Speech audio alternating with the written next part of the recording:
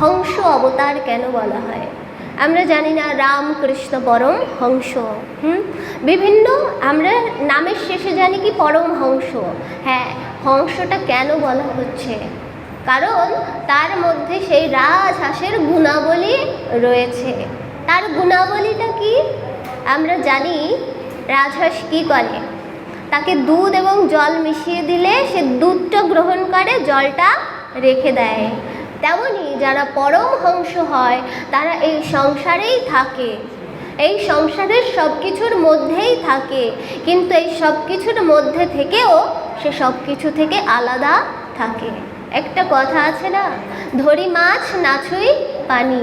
তারাও এখান থেকে মাছ ধরছে কিন্তু জলটাকে ধরছে না।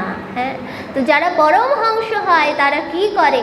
তারা সংসারে থাকে কিন্তু সংসারটাকে নিজের মধ্যে আটকে রাখে না, বা নিজেকে সংসারের মধ্যে আটকে রাখে না। তারা কি করে? সংসারে থেকেই হরিভজন করে। অনেকে যুক্তি দেখায় যে হরিভজন করতে গেলে আমি তো সংসার করছি, এই করছি, সেই করছি, আমি কখন ভজন করব? হ্যাঁ, তো যে পারে সে সব কিছুই পারে। যে রাধে সে চুলও বাঁধে। হ্যাঁ, কিন্তু যে রাধে না, ওর চুল বাঁধতেও কষ্ট হয়, ওর মনে হয় সব কিছুতেই কষ্ট। হ্যাঁ, তো হরিভক্তির পথে আসলে ভগবানই তোমায় সময় বার করে দেবে হরিভক্তির জন্য। একবার একটু সময়টা গুনে দেখবেন, 24 ঘন্টা সময়, একদম কম সময় নয়।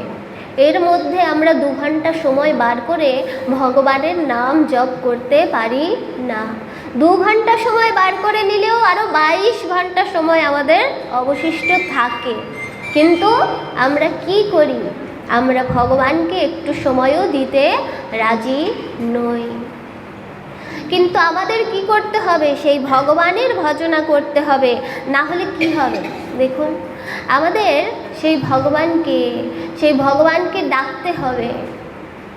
ভজহু রে মন শ্রী নন্দনন্দন অভয় চরণার বৃন্দ রে।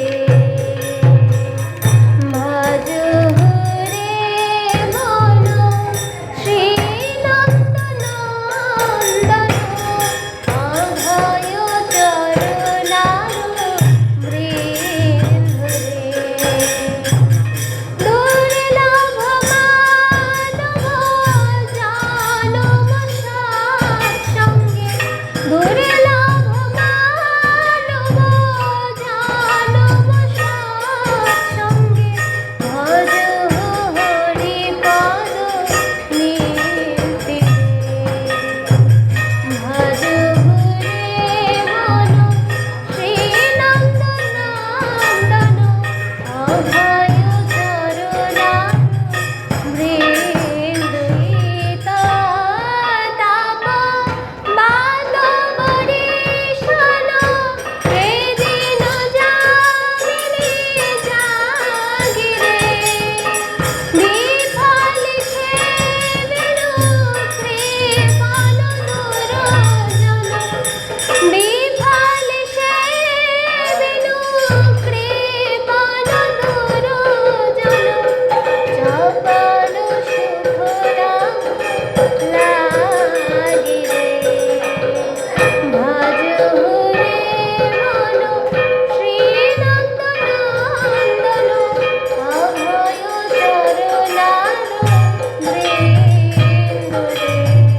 বলা হচ্ছে কি, হে মন, তুমি ভজনা করো। কার ভজনা করবে? শ্রী নন্দনন্দন, সেই যে নন্দের নন্দন শ্রীকৃষ্ণ, তার চরণে তুমি আশ্রয় গ্রহণ করো।